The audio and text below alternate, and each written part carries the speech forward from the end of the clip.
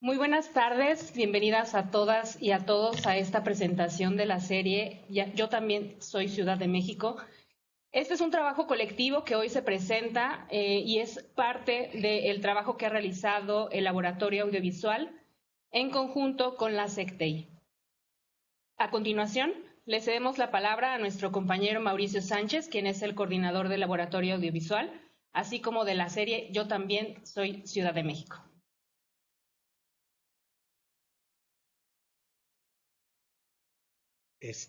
Bueno, muy buenas tardes.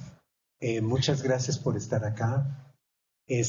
Yo voy a hablar brevemente acerca de en qué consistió el proyecto Yo también soy Ciudad de México, que como pueden ver en portada, se trató de trabajar acerca de 5 actores que consideramos que en esta ciudad marcan la diferencia con su presencia, con su quehacer y con su compromiso. No voy a adentrar mucho en eso, sino que más bien a explicar un poco, la siguiente por favor, un poco cómo también trabajamos apoyando y apoyándonos con investigadores del CIESAS y también con colegas de la UAM Xochimilco para que estos proyectos reforzaran de alguna manera actividades de la misma institución. Y bueno, también implicó un trabajo muy duro de producción, grabación y también de postproducción. Estoy muy agradecido con todo el equipo, con Claudia, Lora, Julián Sacristán, Toño Bernal, que lamentablemente no está, Rodolfo Martínez y Edith, por supuesto, gente que nos apoyó muchísimo. Bueno, a la siguiente, por favor. Y el proyecto no solamente consistió en hacer lo que se llaman técnicamente los entregables, o sea, los videos y los podcasts, sino que también recibimos financiamientos para cursos. Estamos viendo arriba el curso de audio y el curso de realización en video. Y también logramos financiamientos para crear el archivo audiovisual del CIESAS, comprar equipo nuevo y sostener nuestra página web. Entonces, las repercusiones institucionales van más allá de la producción de los videos y de los podcasts, y el CIESAS, en cierto modo, se está fortaleciendo con este apoyo. La siguiente, por favor. Y bueno, finalmente quiero dar un agradecimiento a todas las instituciones que colaboraron y también a las personas. Hubo gente del CIESAS, algunos de los cuales están acá hoy, ¿no?, que realmente nos echaron mucho la mano en todo, desde la gente de administración hasta los choferes, y estamos súper agradecidos. La SECTEI, por supuesto. TV UNAM nos facilitó gratuitamente este rodaje, sobre todo para el video del COVID, que lo van a ver. La UACM nos apoyó muchísimo con sus instalaciones. No van a aparecer en unos videos, pero ahí estuvimos rodando con ellos también. Y el Laboratorio Audiovisual de la UAM Iztapalapa también nos colaboró con grabaciones y fotografías, y estamos muy, muy agradecidos con estos colegas y estos laboratorios hermanos. Finalmente, con los viveros de Coyoacán, que facilitaron las instalaciones gracias a la tosudez aquí de Claudia, ¿no?, a lo que ella se considera una necia, y se lo agradezco por eso, porque lo logró, digamos, así a rajatabla, ¿no? Y finalmente con el señor Félix Venancio González, que está aquí con nosotros y que nos echó muchísimo la mano en Xochimilco. Muchas gracias.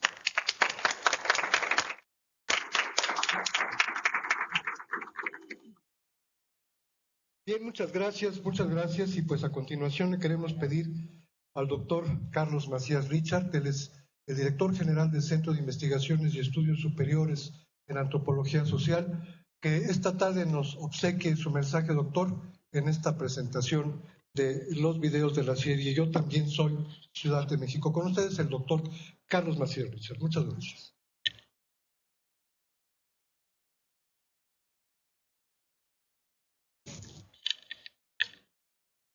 Muchas gracias, muy buenas tardes a todas, a todos.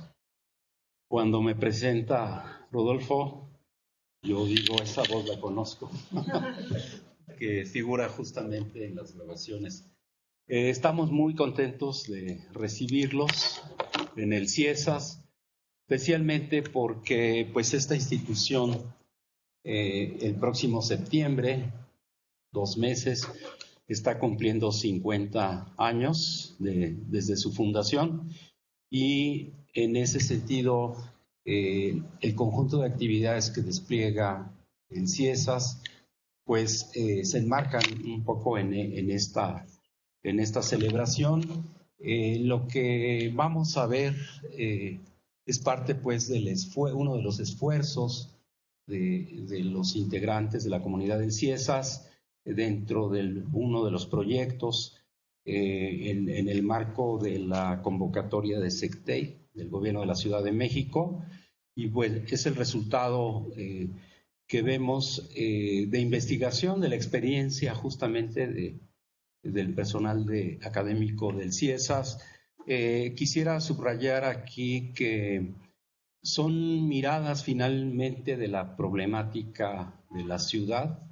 Es un resumen de los esfuerzos, las esperanzas, los retos que tienen los habitantes de la Ciudad de México en la ubicación más disímil, y en tal sentido la riqueza y lo que nos muestran estos testimonios sin duda enriquecen pues esta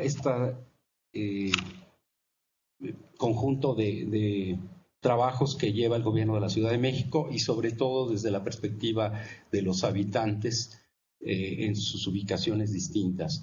Les agradezco mucho y desde CIESAS le damos la bienvenida y bueno, pues adelante con los testimonios. Muchas gracias.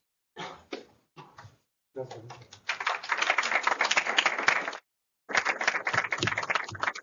Gracias, doctor Macías, por sus palabras. A continuación, el mensaje del licenciado Eduardo Contreras, representante de la Secretaría de Educación, Ciencia, Tecnología e Innovación de la Ciudad de México.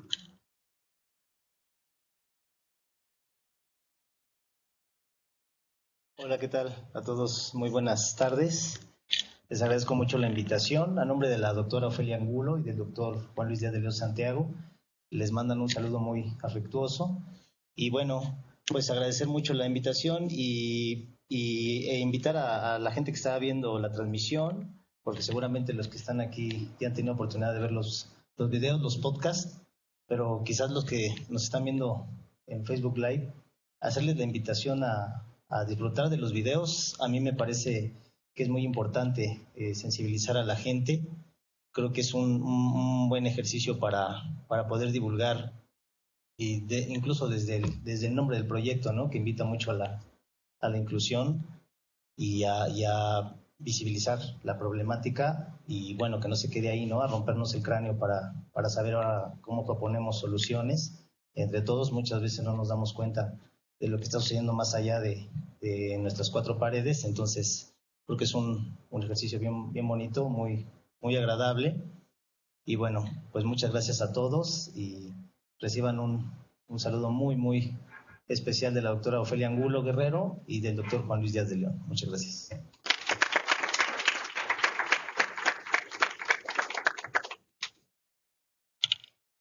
Bien, muchas gracias al licenciado Eduardo Contreras Sánchez. A continuación le pedimos a nuestra colega Claudia Lora que haga uso del micrófono. También está por aquí Julián, para que ellos tomen la palabra y comiencen la introducción. ¿Quieres acompañar? Hola, buenas tardes. Gracias por estar aquí. Es un gusto estar con ustedes. Primero que nada, quiero agradecer a Mauricio por la organización de este encuentro y por la invitación a Julián y a mí para dirigir estos documentales, estos cortometrajes documentales. Estoy muy emocionada porque finalmente podemos compartirles este trabajo realizado por este equipo interdisciplinar que colaboramos con el Laboratorio Audiovisual del CIESAS, Julián, Edith, Toño, Mauricio, Rodolfo y su servidora, de la mano de las personas, familias, lugares de las que hablan estas historias. Jimena, Celerina, don Agustín, don Juan, Laura y Mauricio, que son protagonistas de estas 5 historias de diversidad y resiliencia cultural de la Ciudad de México. Es importante resaltar, bueno, ya lo dijo Mauricio, pero que no hubiera sido posible esto sin la asesoría de investigadores e investigadoras que pertenecemos a la Red de Investigación en Antropología Audiovisual del CIESAS y que nos pusimos en contacto con estas personas y con estas realidades, ¿no? Daniel Murillo, José Antonio Flores Farfán, Tere Carbó, Mauricio Sánchez y yo. Con Tere Carbó nos acercamos a Erika, que está también aquí. Por allá.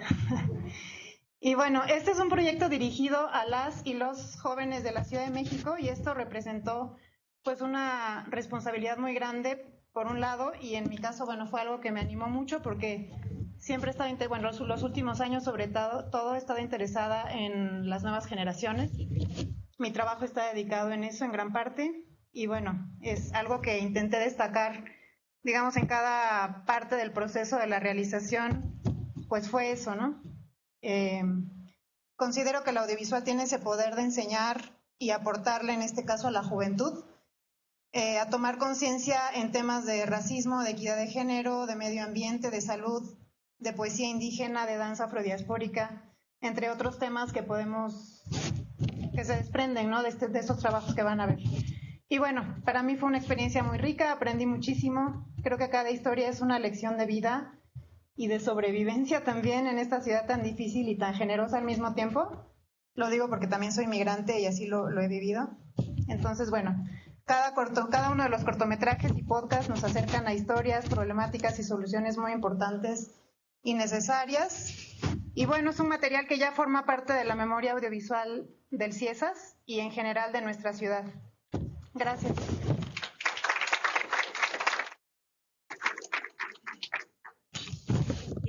Buenas tardes. Yo quisiera agradecer muy brevemente, sobre todo al Laboratorio Audiovisual, ya que ha sido un gran esfuerzo llevar a cabo este proyecto. Muchas gracias por la paciencia y el entusiasmo a la hora de realizar estos productos. Y asimismo agradezco profundamente a los protagonistas que nos abrieron las puertas de sus hogares para compartirnos parte de su experiencia vital.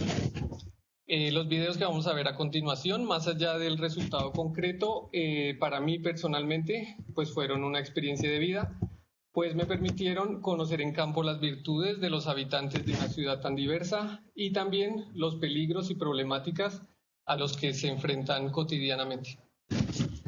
Un amigo urbanista colombiano me decía una frase que me hace recordar mucho de este proyecto, que es: una ciudad es el lugar donde al salir a la calle más rápidamente te encuentras a un extraño. Ojalá que fuera posible, dentro de las dinámicas frenéticas que viven las ciudades actualmente, tomarnos más tiempo para conocer a los extraños que nos rodean y aprender de ellos y ver en la diferencia una oportunidad más que un obstáculo. Muchas gracias por venir.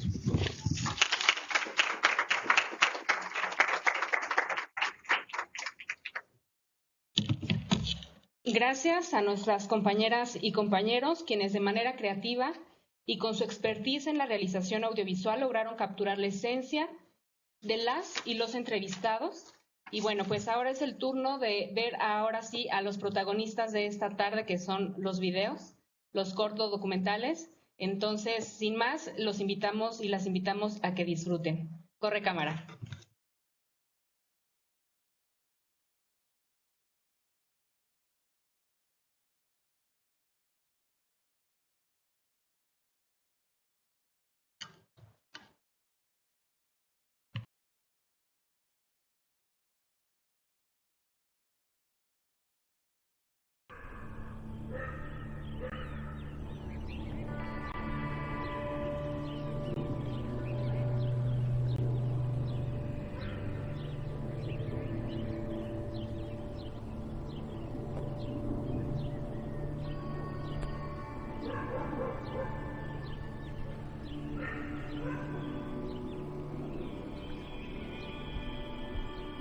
Es algo hermoso que tú ves cómo se va acabando, ¿no? La transformación del campo. Y hablar de los cambios pues hablar también del clima, del tiempo, ¿no? Del ecosistema que nos rodeaba antes y ahorita. Para mí era un paraíso. La verdad, había manantiales, había bastante vegetación, había muchos árboles frutales, había bastante pescado, había ajolotes, había ranas, que pues, todo cambió por el tipo de agua que nos mandaron. Ahorita pues es muy difícil encontrar, ya es imposible encontrar un ajolote. A este campo le damos de vida máximo 10 años. La mancha urbana nos está matando.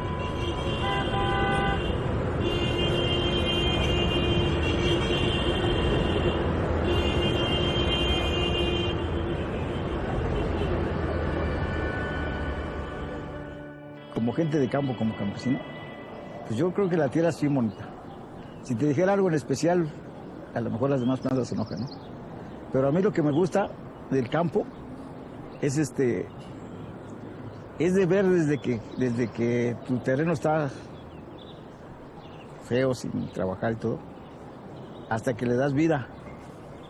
Desde cómo empiezas a germinar la semilla, sacar acá le llamamos almácigos, los pequeños cuadritos que ya vieron ahí que tengo, y irles dando su seguimiento realmente, ¿sí? O sea, desde que ara la tierra, ahorita ya lo están arando con maquinaria, pero nosotros lo aramos a mano, como el que está ahí, las vistas, así a mano, y te tardas, ¿no? Te tardas más, pero le das más vuelta a la tierra.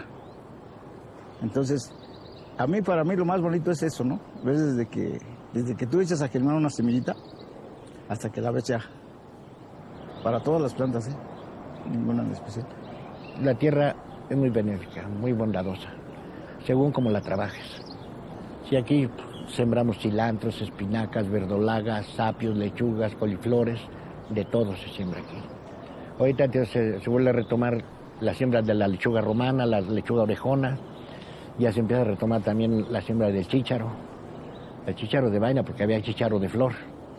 Ya se empieza a retomar de nuevo todo eso. No más que desgraciadamente ya no produce semilla. Antes la coliflor lo dejabas pasar y sacabas tu semilla. El cilantro, el perejil, el apio, todo sacabas tu semilla, el brócoli. Mis abuelos trabajaron en el campo. Todo eso lo que tenemos es por herencia. Viene de generación en generación, se va traspasando. Por ejemplo, esta chinampa, pues, al rato dejo de trabajar, se le va a quedar a mi hijo o a los nietos. Eso se va enseñando a través del tiempo, porque si uno como padre no educa a los hijos a trabajar el campo, a amar a su campo, pues nunca lo van a hacer.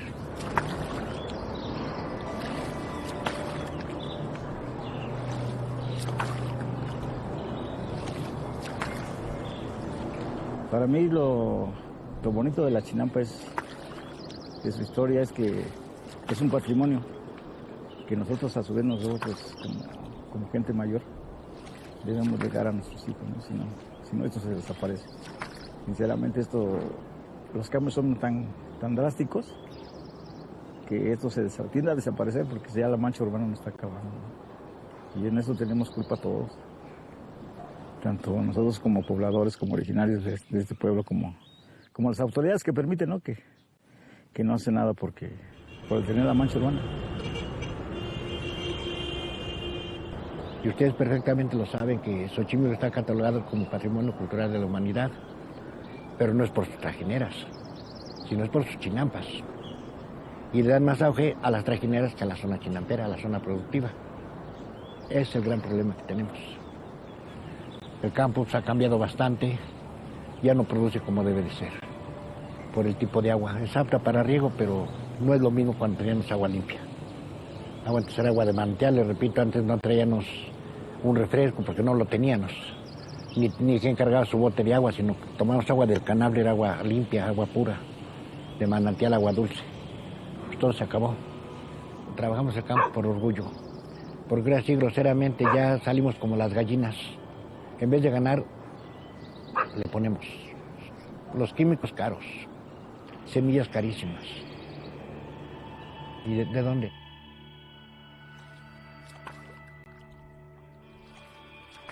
El campo es toda una vida, el campo es algo que no debe acabarse. Porque imagínate, nomás, si hablamos de la Ciudad de México, por ejemplo, Los únicos campos productivos es la zona rural y productiva sí está. Milpaltan con sus nopales, Mixqui, el agua que mantiene todavía sus canales. Pero como decías, es competir con la mancha urbana, ¿no? Con el crecimiento, ¿no? Que así a corto plazo, pues yo creo que todavía podemos defendernos.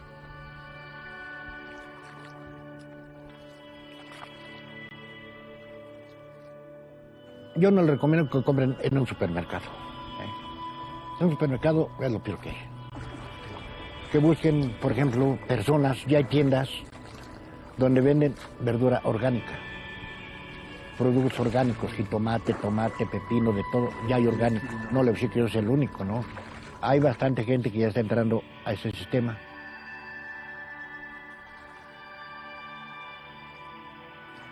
Si el campo le diéramos el valor, tanto económico como social y todo, y productivo, de qué es el campo, lo veríamos de otra forma.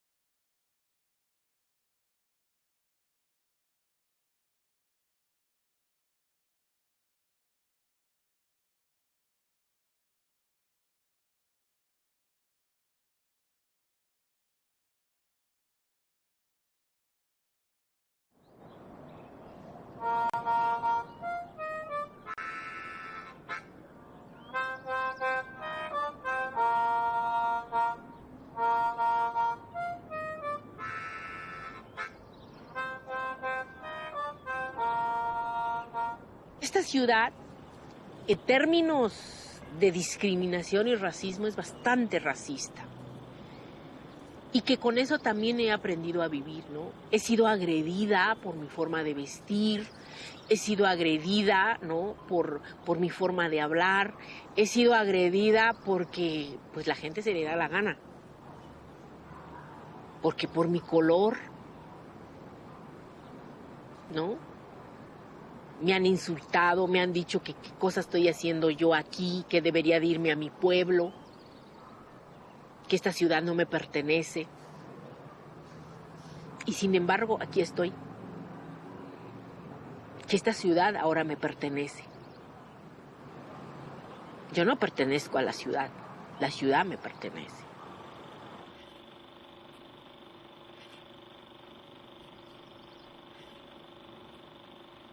Soy Celerina Patricia Sánchez Santiago, soy del pueblo Ñusabi, mi comunidad de origen se llama Mesón de Guadalupe, que pertenece al municipio de San Juan Mixtepec, distrito de Santiago Juxtlahuaca.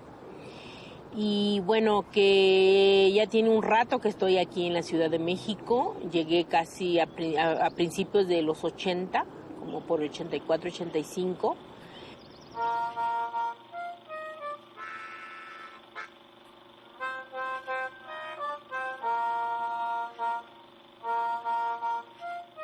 Cuando la gente luego me pregunta que qué hago, digo, bueno, soy de vocación, creo que soy poeta, y de profesión, pues, bueno, de la lingüística, ¿no?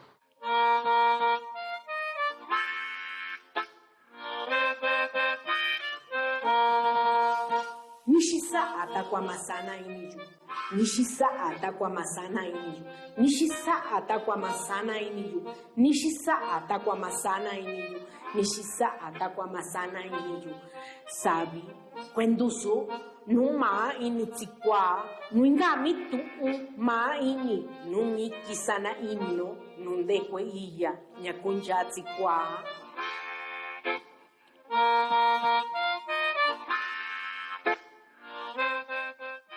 Yo tuve dos fases de la migración, digamos.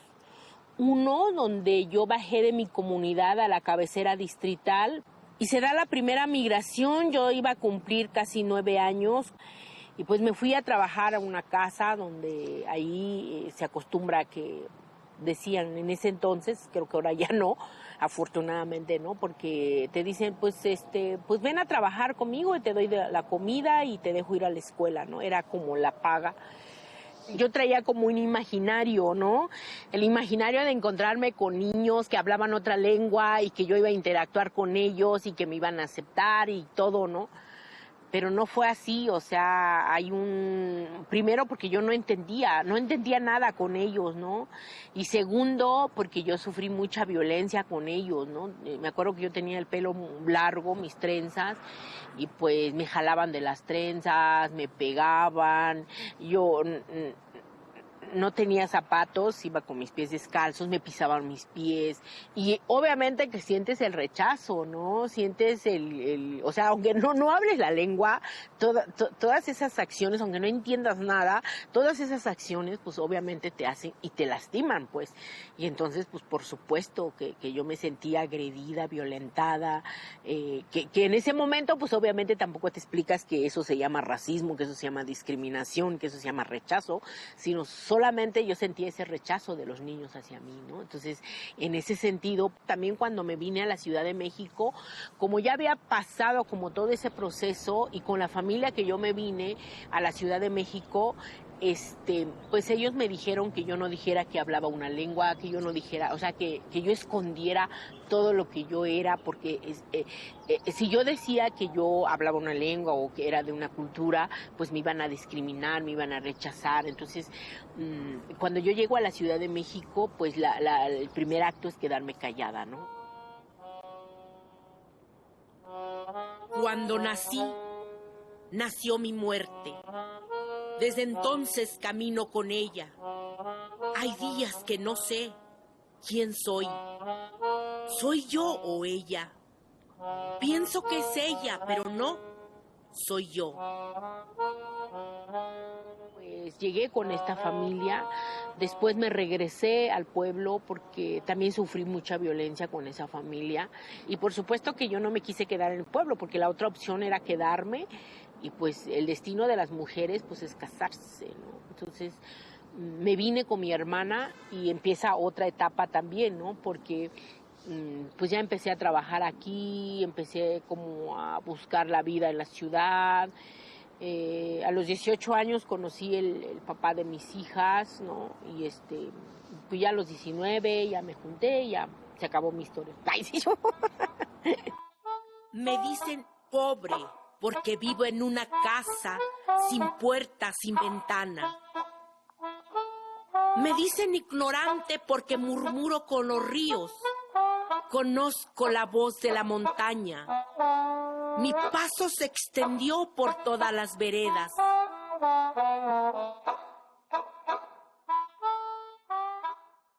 Yo nunca me sentí pobre hasta que encontré con los mestizos, hasta que vi los otros.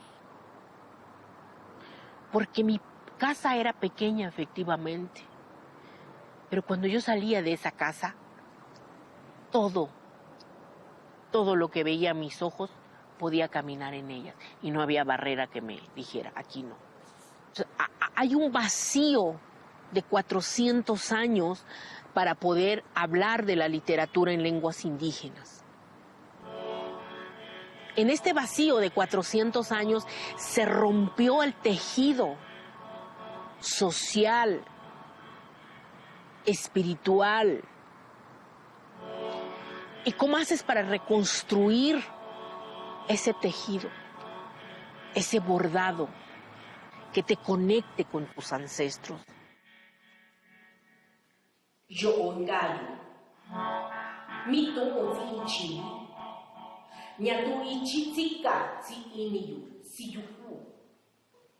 Yo ongayo,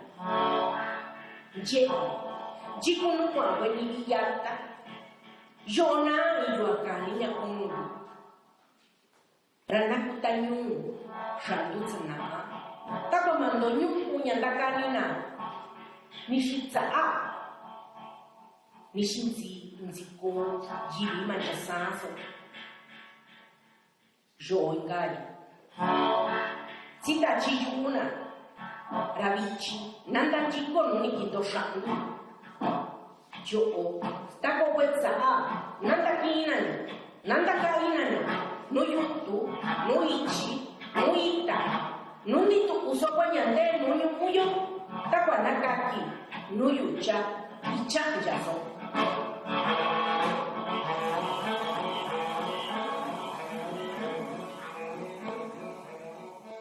Porque yo lo que me interesaba era que se oyera el sonido de la lengua para dos públicos, ¿no?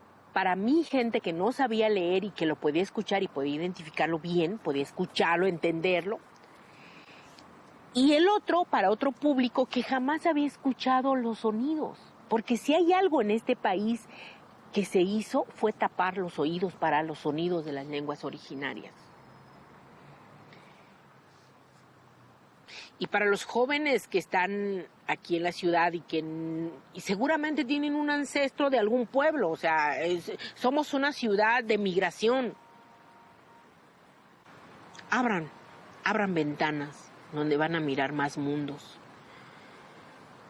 Creo yo que las culturas son eso, ventanas donde podemos mirar otros mundos diferentes y que no necesariamente tienen que parecerse a nosotros.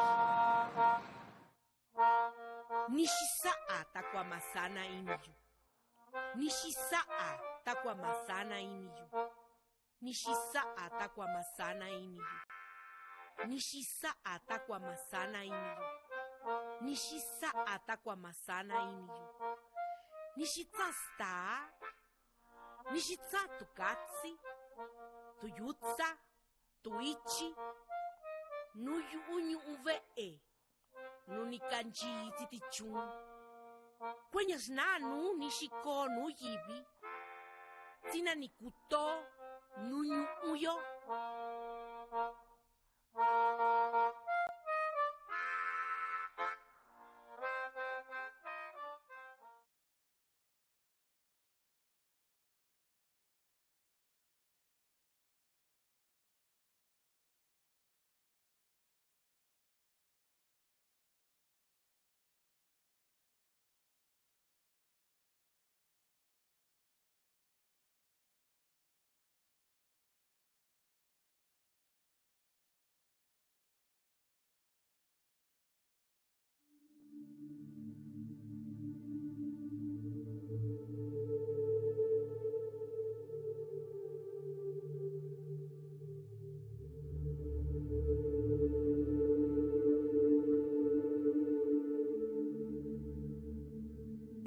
Cada ser humano para mí representa un proceso de crecimiento.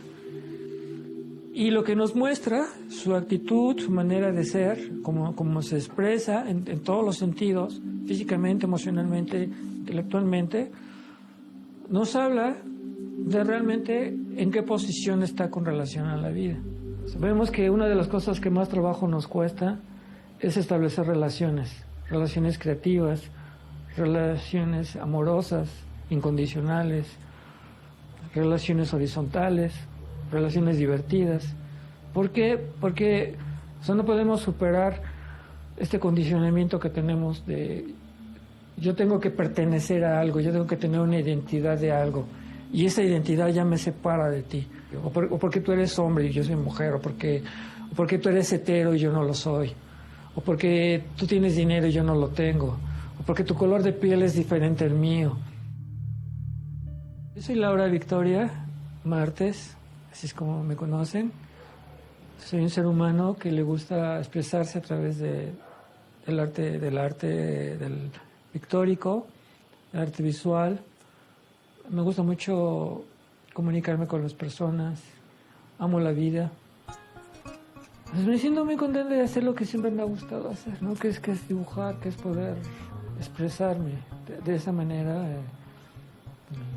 gráficamente, visualmente. Ahora sí, como se dice, hago lo que me gusta y me pagan por hacerlo. Entonces eso llena mucho mi vida, ¿no? Entonces eso alegra mucho, complementa mucho mi vida.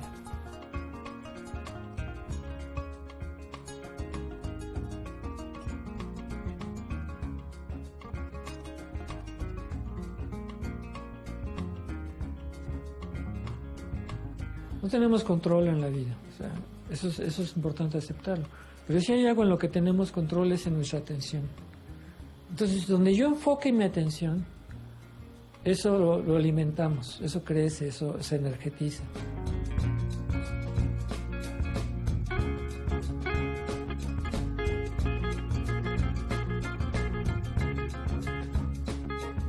Dado que rompí uno de los fundamentos estructurales, podríamos decir, de la concepción del mundo de las personas, que según el cual solo puede existir una mujer y un hombre, o que el sexo y el género son un constructo indisoluble.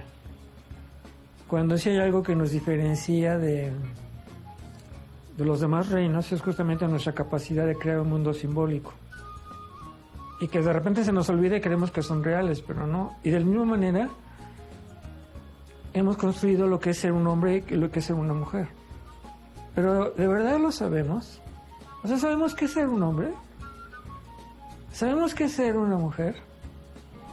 Porque en cuanto a mí, yo tengo una profunda conciencia de que yo nunca jamás, aunque me operara, aunque tomase el tratamiento que fuera, el más moderno, el más sofisticado, nunca podré ser una hembra humana. Eso es imposible. Pero justamente mi constructo, lo que yo me he creado en mi relación con los demás, es una construcción que podríamos llamar femenina. Por más que mis hermanos me decían, es que tú le estás haciendo mucho daño a mi mamá, yo le decía, yo no. Su manera de ver el mundo, o sea, su manera, o sea, porque yo la amo, yo la quiero mucho, lo que menos quisiera.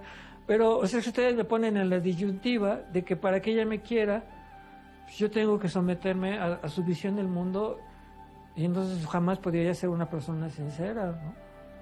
Pero en el radio, en el programa de radio, yo en un principio quise resolver el principal problema que nos enfrentamos las personas trans en la sociedad, que es la desinformación, los estigmas, los prejuicios. Y entonces ya me lancé con mi bandera, así, a ver, no, vamos a decir qué es la sexualidad, qué es el género, qué importante es vivir tu sexualidad, ¿no?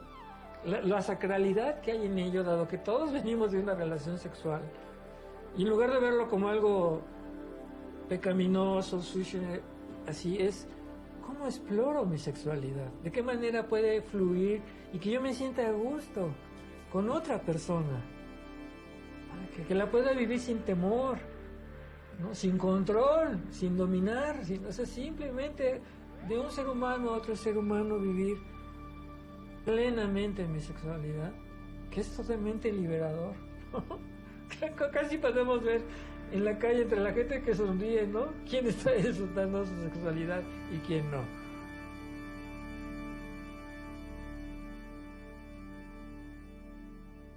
Pero entonces viene aquí tú cómo te planteas ante esa respuesta. Si tú le das demasiada importancia a lo que los demás piensen de ti, si tú dependes de tu valía, de lo que los demás piensen respecto a tu persona, pues acaban lo que ha pasado con muchas personas trans que acaban suicidándose.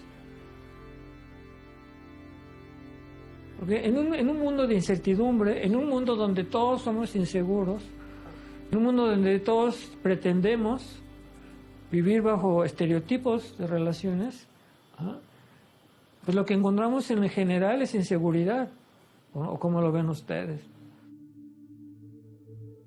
La Ciudad de México me parece que es una de las ciudades más con mayor apertura, incluso más que en muchos países europeos que se dicen del primer mundo.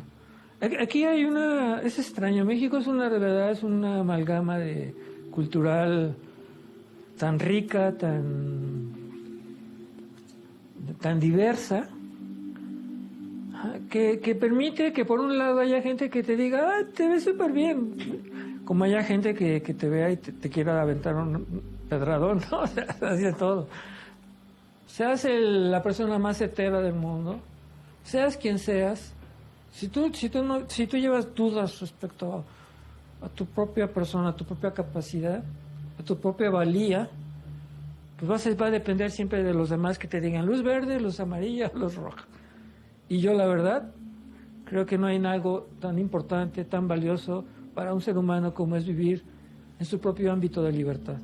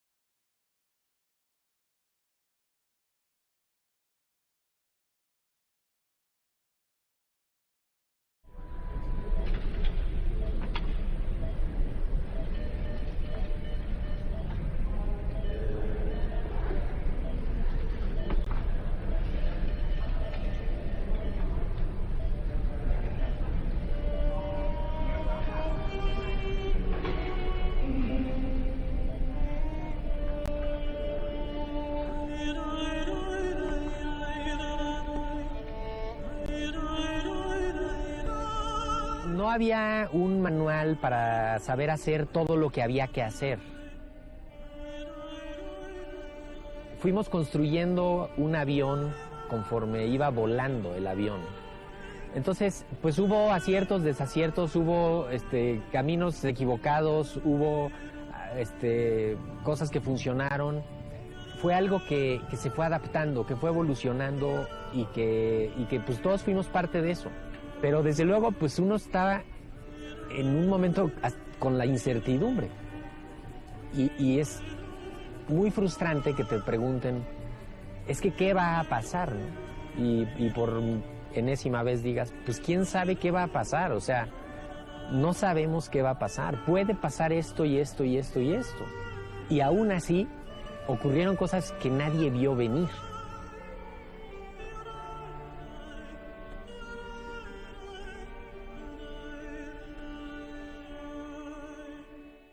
Yo soy Mauricio Rodríguez Álvarez, soy médico, soy doctor en ciencias bioquímicas y aquí en la universidad soy desde hace 16 años profesor de microbiología en el Departamento de Microbiología y Parasitología de la Facultad de Medicina y también formo parte del grupo pues, que colabora en varios proyectos en el Programa Universitario de Investigación en Salud, el PUIS, que ahora se llama Programa Universitario de Investigación sobre Riesgos Epidemiológicos y Emergentes. Y a partir de eso formé parte de un grupo que fue fundamental desde el inicio de la emergencia de la pandemia en la UNAM, que fue la Comisión Especial para la Atención de la Emergencia por el Coronavirus, del cual me invitaron a ser integrante y vocero.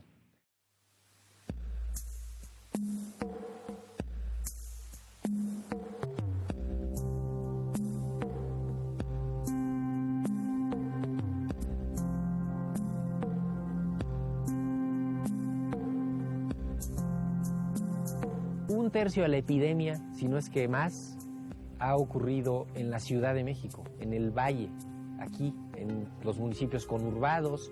La Ciudad de México tiene características diferenciadoras que hacen que el fenómeno sea más complejo aquí, porque tienes una conectividad increíble, una movilidad tremenda y un hacinamiento indescriptible, y eso te genera pues el caldo de cultivo ideal para un fenómeno como este, ¿no?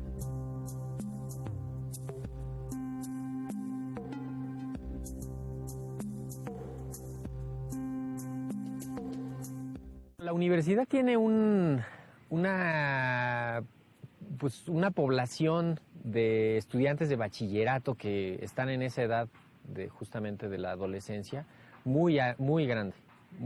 Decenas de miles de estudiantes están dentro de esa comunidad. Y tiene una participación propiamente en lo que ocurre en la ciudad, ¿no? A través de su comunidad que está inmersa en las actividades de la ciudad. Y el impacto emocional en los adolescentes, ya hemos visto algunos de los resultados, algunas de las consecuencias de la emergencia, que pues puede ser desde un incremento en la tasa de suicidios en adolescentes, de un incremento en la incidencia, en la prevalencia de la depresión, de trastorno de ansiedad, ¿no? Es un grupo muy peculiar porque tiene vinculación tanto con los pequeños como con los adultos. Entonces, es un grupo que por su naturaleza, todo lo que ocurre durante la adolescencia, pues implica la separación de la casa, la diferenciación ideológica, la diferenciación de la definición de muchos conceptos y términos de la personalidad. Y todo eso en muchos no se pudo hacer como habitualmente se hace, precisamente por la pandemia, por las condiciones impuestas por la pandemia. Nunca antes habíamos estado en una situación en la que se estuviera hablando tanto tiempo de un solo tema. La pandemia impuso situaciones y condiciones complicadísimas en donde estuvimos mirando todos el mismo fenómeno durante muchos meses. Y traducir esto en la agenda informativa de los medios es complicado, porque entonces en esa búsqueda de elementos diferenciadores, los mismos medios pues recurren a situaciones complicadas, a veces deshonestas, ¿no? O simplemente al amarillismo, que ya sabemos que es muy atractivo. Y lo otro es la situación en la que se encontraba el país. El país estaba polarizado antes de que empezara la pandemia. Entonces, todo lo que se dijo durante la pandemia, todo lo que se ha dicho, pasa por ese filtro de la polarización. Estás a favor del gobierno o en contra del gobierno, y eso, a la hora de comunicar riesgos, donde lo que necesitamos es información para que la población tome acciones de protección, entienda lo que está pasando. Eso es complejísimo, eso ha sido el reto más grande.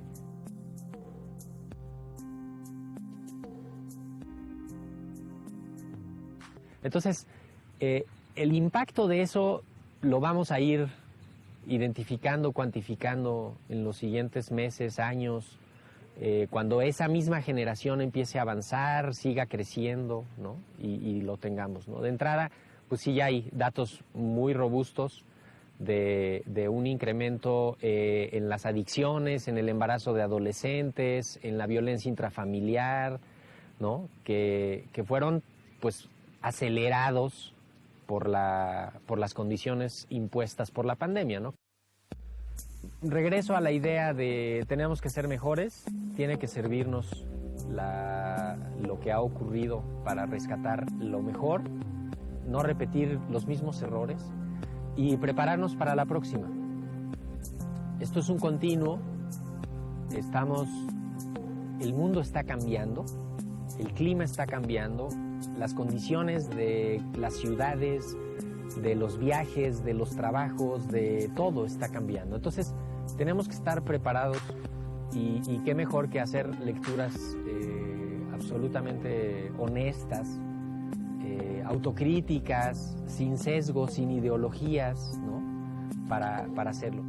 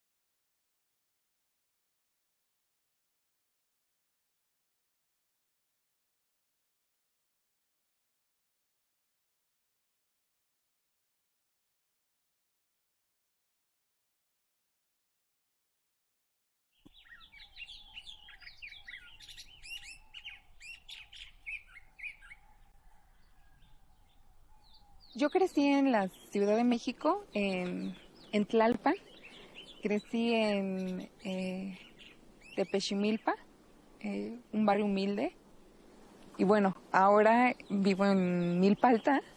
Se podría decir que toda mi vida he vivido en el sur de la Ciudad de México, y ahora que vivo en Milpa Alta, me considero que soy de la periferia.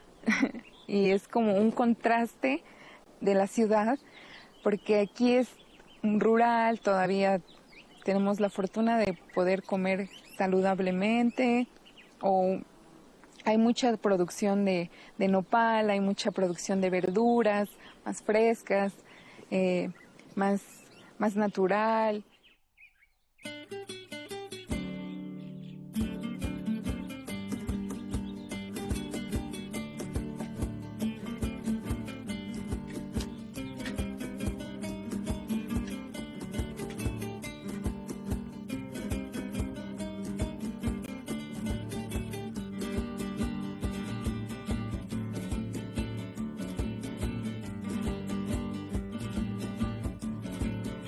A mí no me ofende que me digan negra, porque tengo mi identidad replanteada y sé que soy una negra hermosa.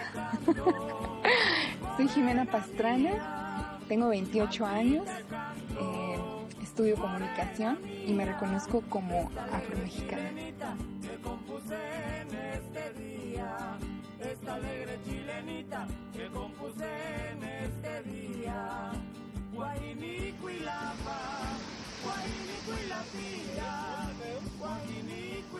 mi mamá es de Santiago Tapextla, costeña, de la costa de Oaxaca.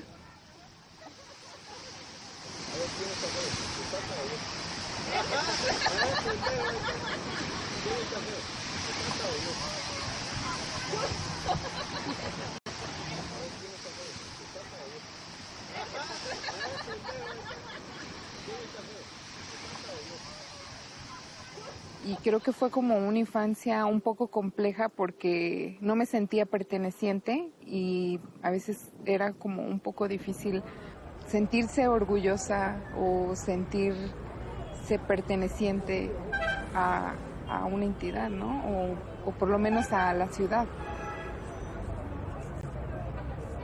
Considero que mis padres, al migrar a la Ciudad de México, traían como la idea de llegar a la ciudad por esta idea del progreso, de tener acceso a la educación, y creo que lo han logrado. Hemos tenido una educación, o por lo menos estamos en constante trabajo, porque sí tenía varios compañeros, pero en realidad nos distinguía totalmente el fenotipo, ¿no? Y era como un poco, pues muy difícil a veces, porque a veces era como muchos comentarios como, oh, viene de África, ¿no? Y pues era como un poco difícil porque yo sabía que no era de África, pero ahora me enorgullece saber que mis raíces vienen de allá. Creo que es importante, ¿no? Esa es una de las razones por las cuales se tiene que uno sentar a platicar de dónde venimos y la historia que no se contó, creo que nos pertenece a los afrodescendientes contarla.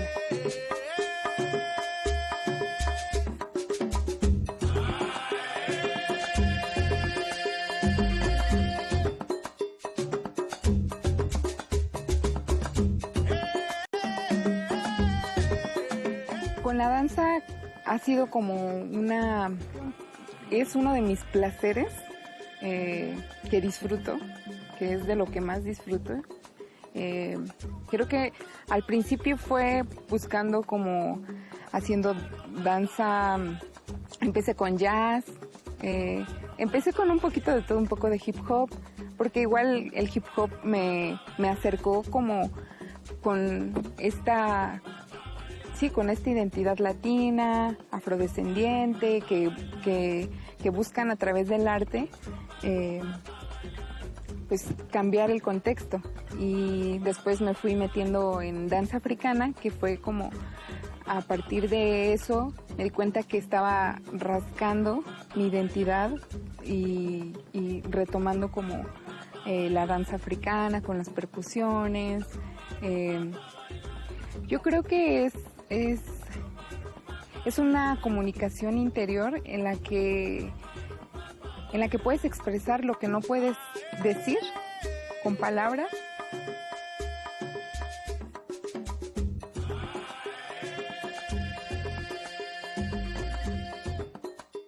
Yo creo que las dificultades que tenemos aquí en la Ciudad de México, que hace también calor, bueno, uno pensaría, bueno, me pongo un vestido y estoy más fresca, pero todo lo que conlleva el acosamiento, el hostigamiento, sí, muchas faltas de respeto, creo que hacen que uno se ponga unos jeans, playera larga,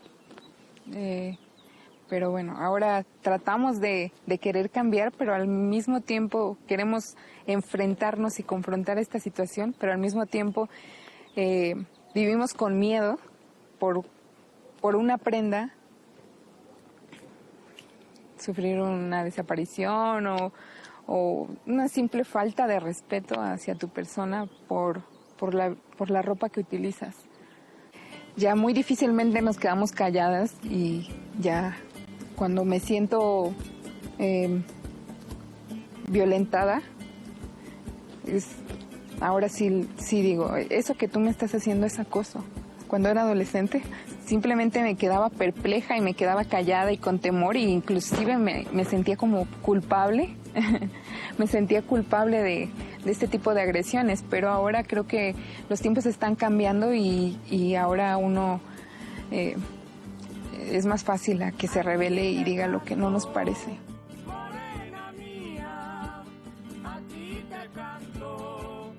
Lo que podría decir es de que hagamos el cambio en nosotros, ¿no? Que nos nutramos artísticamente, intelectualmente. La educación es esencial. Creo que tenemos mucha potencia y tengo la fe y la esperanza de que guiemos un México diferente a lo que nos ha tocado, porque muchas veces crecemos en contextos difíciles.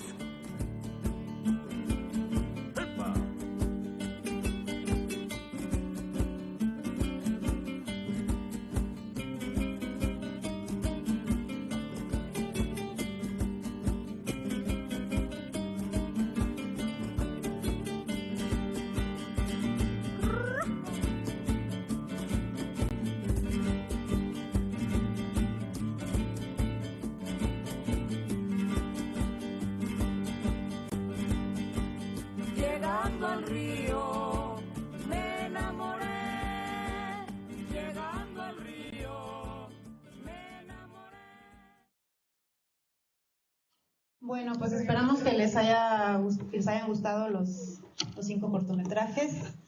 Y bueno, llegamos al momento de comentarios, preguntas. Si alguien tiene algún comentario, alguna pregunta. ¿Mauricio? Es que levantaste la mano. Sí, ¿te puedes acercar, por favor, para que escuchen? Hay otro micro. No. ¿O le paso el micro? Lo que quiero decirles es muy breve, es que están aquí Laura Martes, Lisa, no sé quién más, entonces sí, aquí están. Sería muy lindo si pudieran acercarse y decirnos sus opiniones sobre... cómo han vivido la gente, ¿no? Anímense. Aquí viene Laura.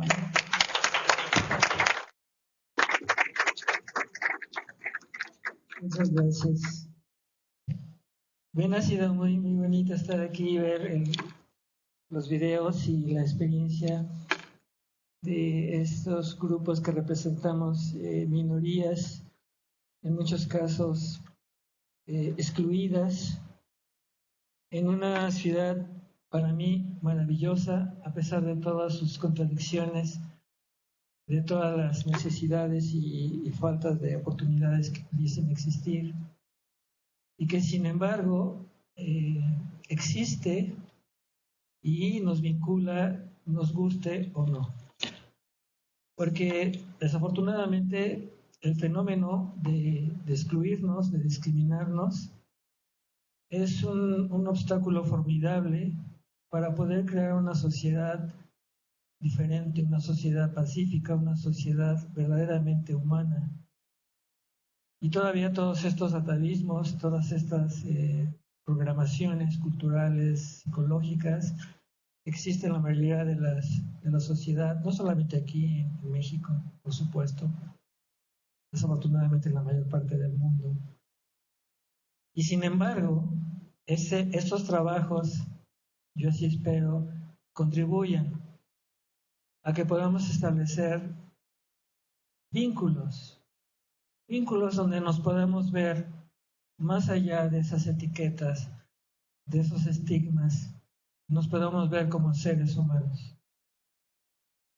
Eso cambiaría muchísimo nuestra calidad de vida, nos daría verdaderamente la oportunidad de trascender como humanos nuestra forma egoísta y cerrada de ser, que tantos problemas y sufrimientos actualmente sigue produciendo.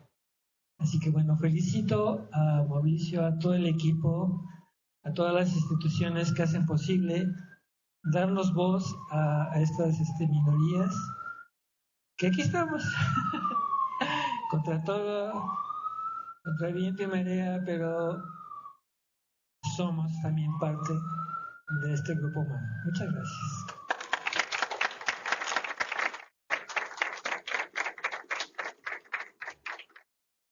Muchas gracias, Laura. ¿Alguien más que quiera hacer un comentario? Félix. ¿Sí? No, Félix. Bienvenido. Ay, se le pegó.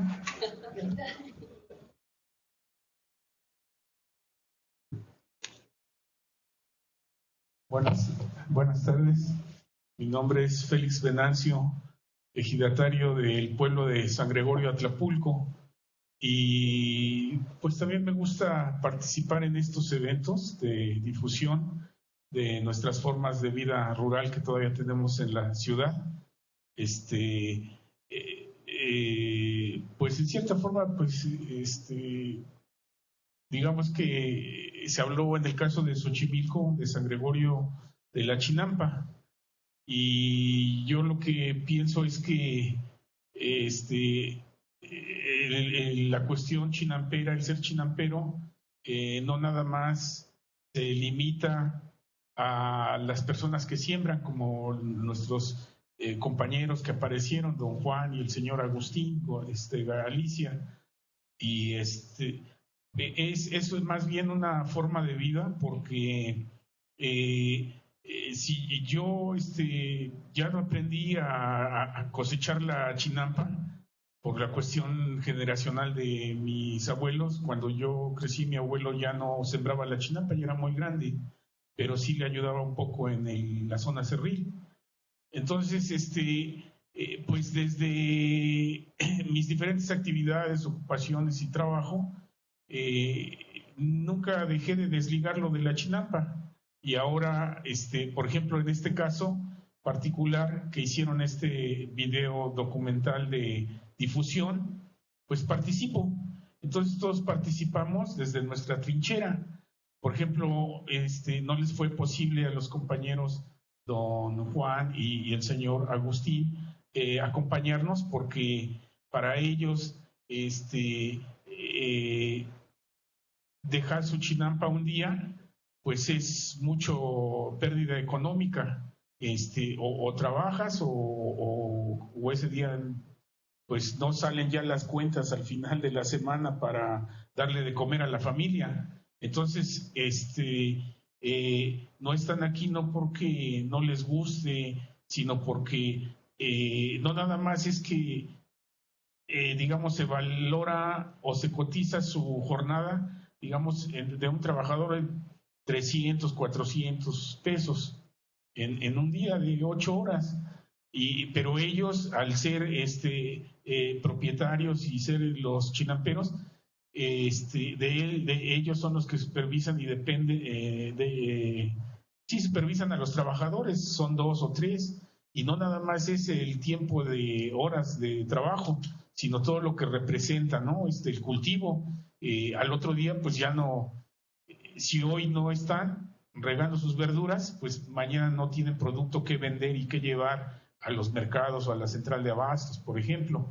Entonces, el hecho de que los chinamperos a veces no pueden venir, no es que no les gusten estos eventos, es que no es posible humanamente. Entonces, yo me siento con una responsabilidad de que me fue posible venir y de alguna manera comunicar, yo creo que también lo que ellos piensan de algún modo, y pues desde nuestra trinchera seguiremos apoyando estos trabajos. Y yo veo que aquí pues son por los que se presentaron al principio, investigadores académicos de aquí, directivos del CIESAS, pero que esto no nada más quede aquí para este pequeño grupo, sino que también si pudieran comentar algo planeado, que tuvieran de estrategias de difusión y divulgación, porque esto nos permite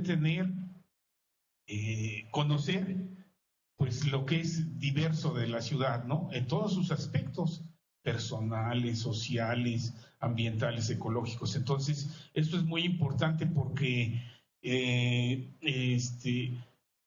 nos enseña cosas que sabemos, y hasta que no las escuchamos nos damos cuenta que las sabemos, y además nos reafirma en nuestra forma de vida, y a pesar de que estamos aquí en las orillas en el contorno de la parte sureste de la Ciudad de México, pero pues pareciera que luego hablamos como si viniéramos de muy lejos, ¿no?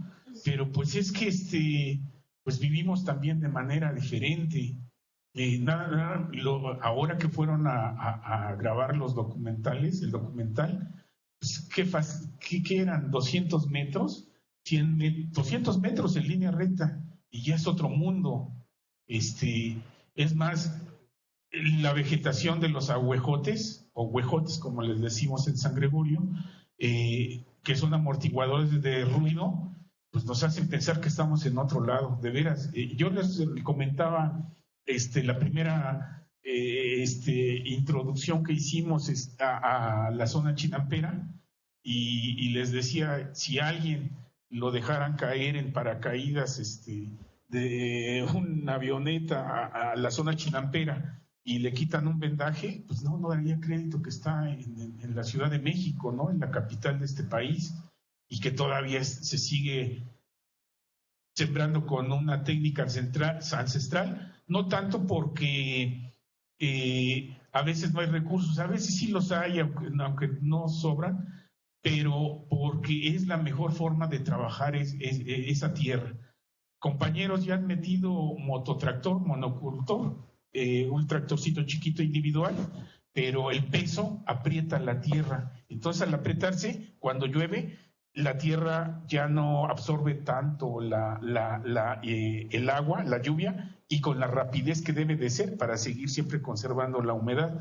Entonces, pues a lo mejor pareciera que les hablo de otra cosa que ni siquiera está aquí en la ciudad, ¿no? Pero sí estamos. Entonces es muy importante. Yo creo que con esto de que se está perdiendo nuestra identidad muy rápidamente, incluso se debería de empezar por nuestros propios pueblos esta campaña de difusión en las escuelas y que se distribuya a los canales de televisión abierta. Y bueno, si se puede también a los que son de paga, como se les dice también, hacerlo.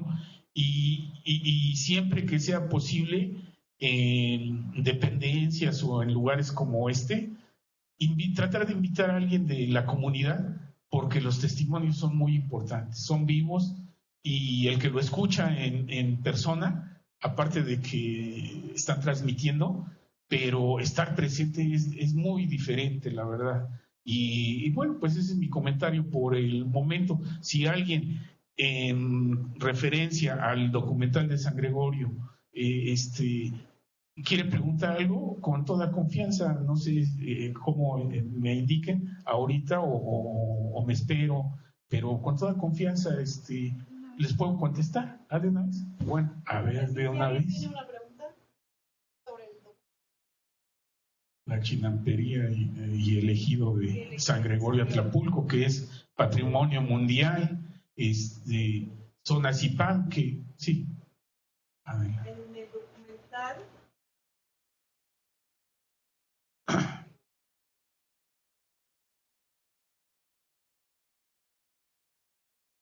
Buenas tardes, muchas gracias. En el documental escuché una voz de alarma y eso sí, personalmente me dolió porque vengo de Chiapas y es una zona natural. Y escuché que tienen una visión de 10 años nada más antes de que termine por fin, ¿no? Esa belleza. ¿Qué están haciendo? ¿Quiénes les están ayudando? ¿Qué podría ser el humano? O sea, no la ciudadanía, los humanos, los seres humanos, y no solamente la Ciudad de México, porque es algo vivo, es algo que necesitamos todos los seres vivos. Bueno, discúlpenme, no entiendo cuando dicen el humano. ¿Qué podemos hacer o qué están haciendo? Porque la alarma es mucha, son 10 años, son muy pocos años lo que queda de vida. Bueno, afortunadamente, pues no nada más San Gregorio, todos los pueblos agrícolas, rurales, más alejados de las ciudades, pues nos resistimos, ¿no? a desaparecer. Y bueno, aquí hay por cuestión de las circunstancias, una ventana de oportunidad, como he escuchado ahorita que digo esas palabras, esas frases. Vamos aprendiendo también nosotros cuando llegan investigadores que llegan de todo el mundo, cómo hablan, y ahí es donde decimos que es este intercambio de saberes y de conocimiento, ¿no? Entre las universidades llegan mucho universitario de todo el mundo, de China, Canadá, de todo el mundo. Aprendemos y ellos aprenden. Y bueno, nos hemos dado cuenta que hoy en las pláticas que tenemos en los recorridos, pues todavía tenemos lo que se llama el bono demográfico, ¿no? De que tenemos un país joven. Y por otra parte, gente que ahora son abuelos chinamperos, como los que aparecieron en el video, y nuestros padres, se jubilan. Muchos, el proceso de urbanización hizo que abandonaran las tierras, el cultivo de la chinampa, y se vinieron a trabajar a la ciudad.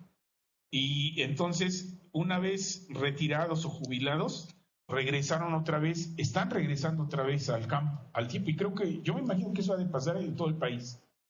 Y bueno, entonces otra vez las nuevas generaciones están reaprendiendo, y luego los jóvenes que de alguna manera hicieron una profesión, aunque sean abogados, arquitectos, ingenieros, pero más los que son, por ejemplo, ingenieros agrónomos, biólogos, ingenieros químicos, tecnólogos, que son pocos, no son muchos, pero ellos como que tuvieron la fortuna de que vieran la necesidad en sus familias de qué es lo que hacía falta y se fueron a esas carreras. Entonces ahora cultivan y son muy exitosos. Ahora ya incluso hay gente que ya está empezando a hacer el proceso, no nada más de vender la verdura en manojos o por mayoreo.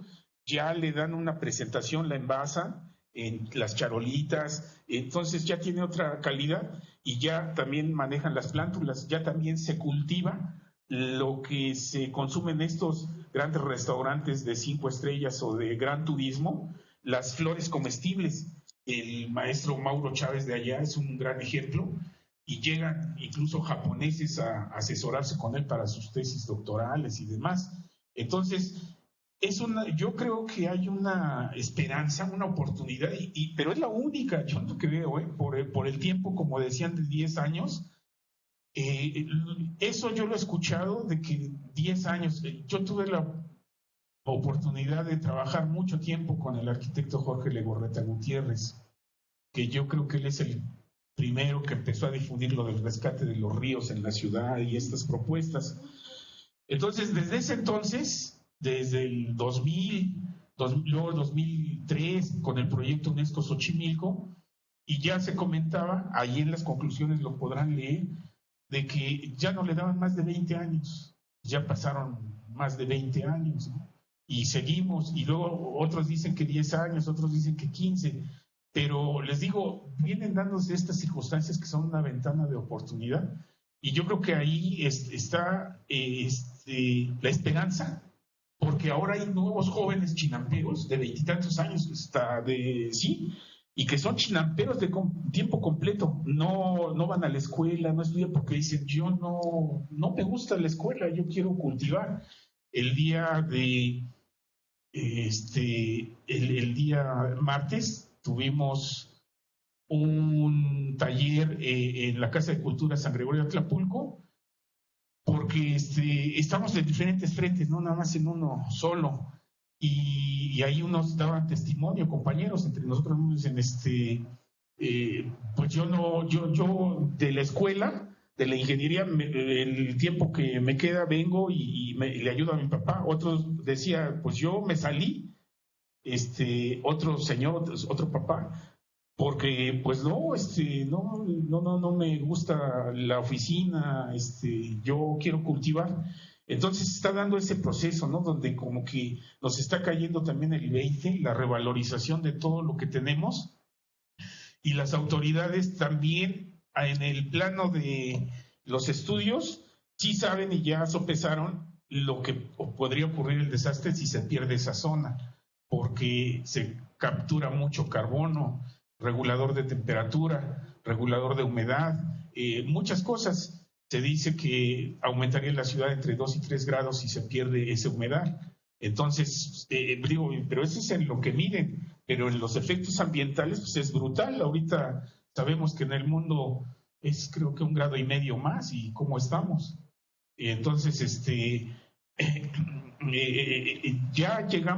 ya se llegó al nivel académico, que son la gente más pensante, creo yo, más analítica, pero falta todo eso aterrizarlo al gobierno, porque el gobierno, yo lo que he visto es lo más corrupto, en general, obviamente no se puede generalizar, pero digo en general de la situación, y entonces es ahí donde falta hacer ese clic de la academia, la investigación, con las autoridades, y donde participemos directamente nosotros, porque luego nos mandan programas estilo Corenader, que hoy han de ver, ¿no? Estilo Zagarpa, sembrando vida y todo eso, pero pues les falta pulir.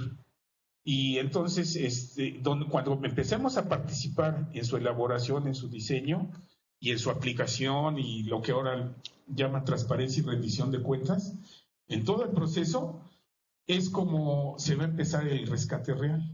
Si no lo hacemos en estos años, esto sí se pierde con todo lo que significaría para la ciudad y para México. Gracias. Sí. Muchas gracias.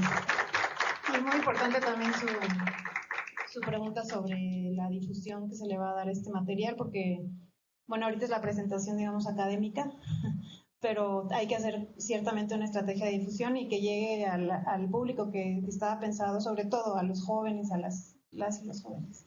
Y bueno, les comento que el documental de Jimena ya se presentó en el Festival Afrodescendencia y se presentó en una comunidad muy pequeña de Veracruz.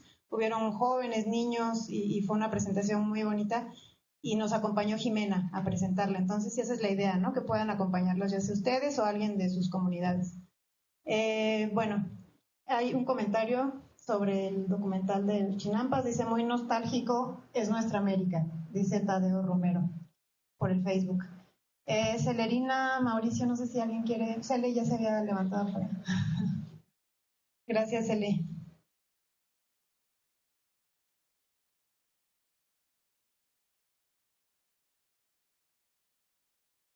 Pues muy buenas tardes y bueno, solo pues agradecimiento enorme por todo el tiempo y por haberme aguantado en la grabación. Sé que en mis tiempos siempre ando corriendo, ahora entiendo que soy correcaminos y entonces pues me parece importante el material que quedó grabado porque creo que es un testimonio de que esta ciudad somos parte ya de esta ciudad, de todos los migrantes que hemos viajado y hemos llegado a esta ciudad, ¿no? Y bueno, pues aquí mismo se está mostrando en estos videos la gran diversidad que hay. Y esto, pues, agradecer también esta parte de que se interesen en esta diversidad y que justo eso yo me preguntaba, ¿no? ¿Cuál sería como la estrategia de la difusión? Porque de repente sí se hacen estos materiales, pero se quedan en las bibliotecas o se quedan con los estudiosos y ya, entonces no hay una difusión. Y bien importante porque ahora más que nunca creo que en la Ciudad de México se despierta una conciencia como esta de esta gran diversidad en cada una de sus partes, ya sea por nosotros que estamos aquí como radicados inmigrantes de diferentes pueblos indígenas, porque bueno, la ciudad es la más diversa en cuestiones de población indígena, pero también los pueblos que ya estaban aquí, como los pueblos nahuas que están aquí en el valle, ¿no?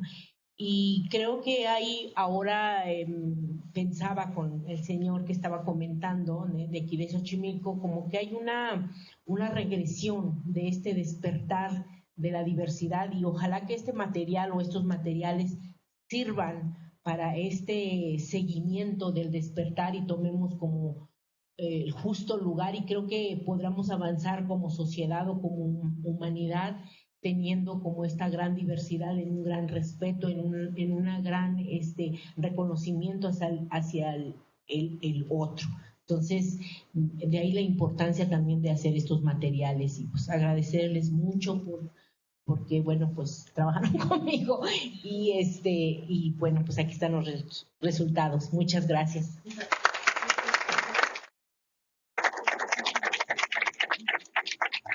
Muchas gracias, Cele.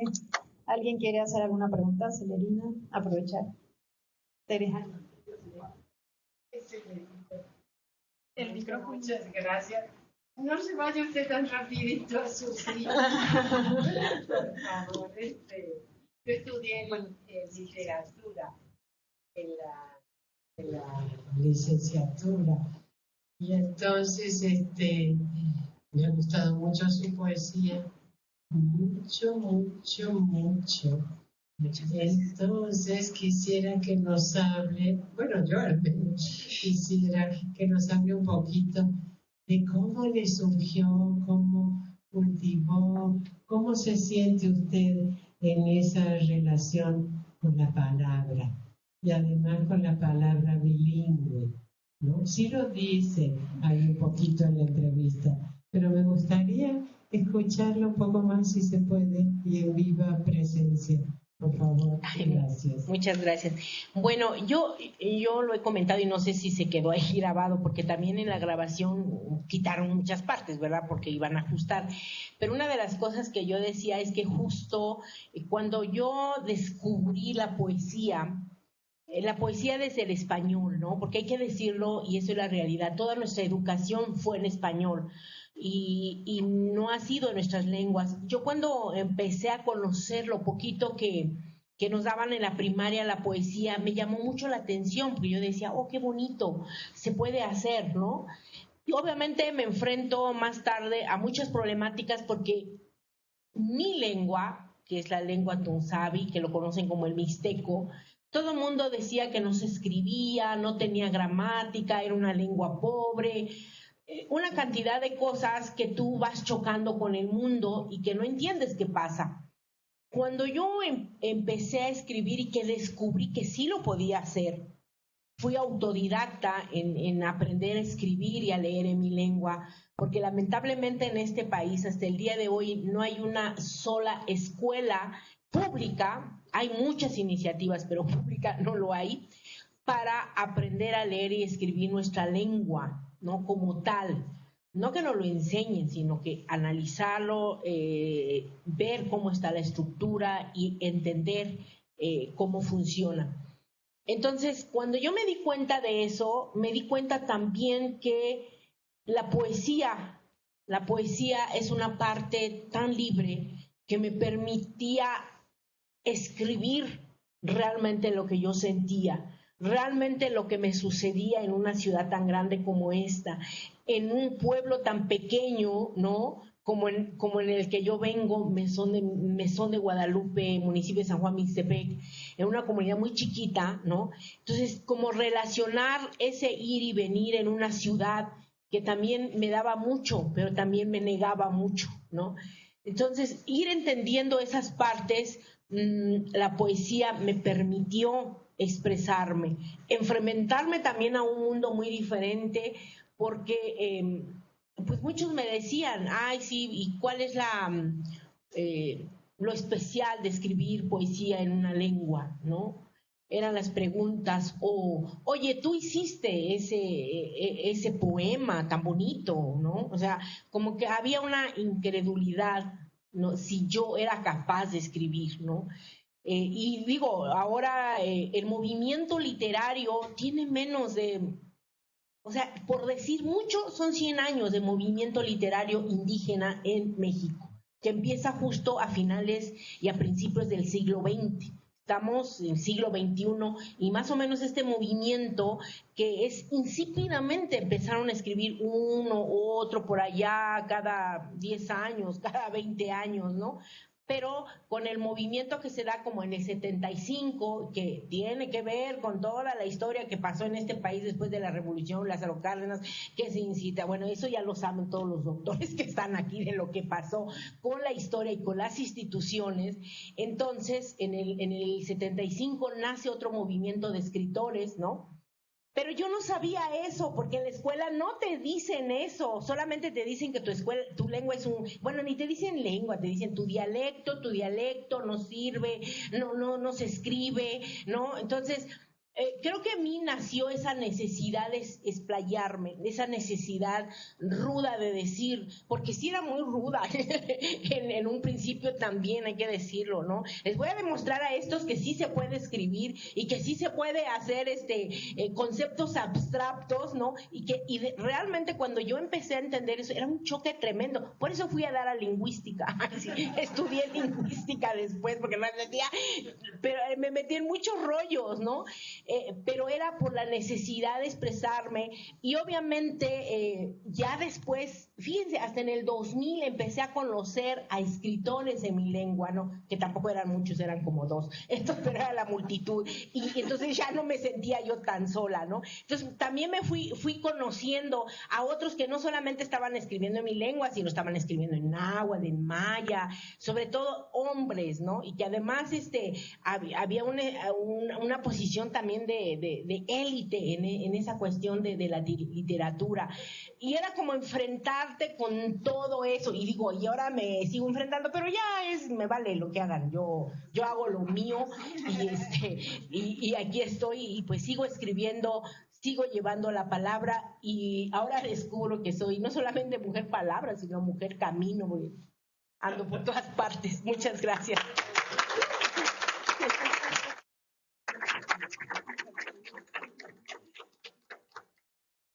¿Alguna otra pregunta para Celerina? Mauricio, ¿quieres decir algunas palabras? Gracias, sí. Muchísimas gracias. Muchísimas gracias. Voy a agachar un poco para estar cerca del micro. Sí, estamos. Gracias. Muy buenas tardes, muchas gracias a todas, a todos. Celebro la iniciativa que convocó a la realización de estos materiales. Agradezco que hayan volteado a verme, que hayan pensado en incluirme en este acervo que va a quedar en la memoria audiovisual de la ciudad.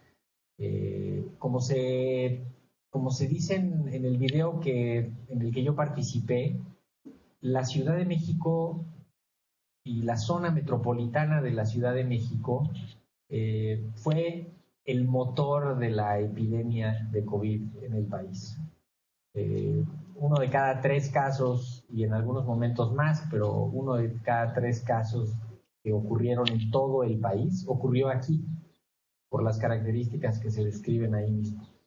Y me gusta cómo se complementa con todos los otros materiales, porque ahí vemos la diversidad de la ciudad, y ahí pensamos en qué difícil es comunicar, aterrizar, lograr que se entienda lo que está pasando en un fenómeno tan dinámico, tan complejo, tan desconocido, en una ciudad tan diversa, en una ciudad tan castigada por la marginación, tan desigual, tan complicada con los miles de formatos que hay de comunicación.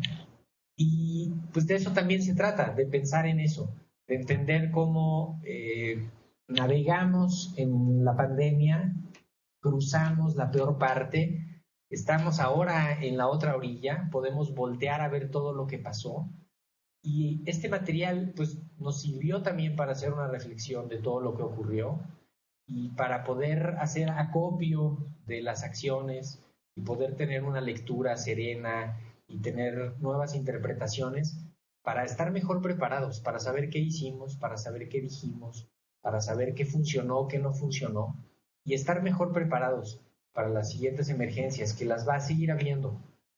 Se refleja fenómenos que están ocurriendo, que nos van a forzar, más bien que están forzando el medio para que se den las condiciones óptimas para nuevas epidemias, el cambio climático, las migraciones, todo eso va provocando condiciones ideales para las epidemias. Quizá no de la magnitud de lo que acabamos de ver, sino también de epidemias locales y de fenómenos de emergencias sanitarias locales, en las que ahora pues ya tenemos más elementos para comunicar el riesgo. Esa es una reflexión muy importante. De nuevo agradezco a Mauricio, a Claudia, a todo el equipo. Hicieron un trabajo fantástico. Qué bueno que se pudieron recopilar todos estos videos, todos estos audios, y que quedan ahí y que quedan en el archivo y que se pueden utilizar para poder hacer lecturas posteriores y nuevas interpretaciones. Y pues simplemente lo aplaudo, lo celebro. Muchísimas gracias por haberme invitado y por escucharme esta tarde.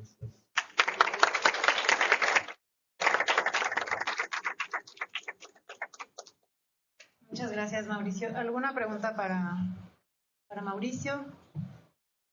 Si no, bueno, sí, muchas gracias. Pues creo que cerramos, pero no se vayan porque vamos a tener un pequeño convivio post presentación. Entonces, no se vayan, aquí nos vamos aquí afuera. ¿Quieres decir algo? No sé. No, bueno, pues nada más agradecer la presencia de todas y de todos aquí en el auditorio y también quienes nos acompañaron a través de la transmisión en Facebook. Van a quedar todos estos videos ahí de alguna forma en resguardo en nuestro Facebook para cuando los quieran volver a ver. Y seguramente también van a estar en algún repositorio aquí en la página del CIESAS. No se vayan quienes están aquí en el auditorio 222. Y bueno, pues ya con esto terminamos. Muchas gracias y también la transmisión termina en estos momentos. Muchas gracias y alguien mandó saludos desde Colombia, entonces muchas gracias también por vernos.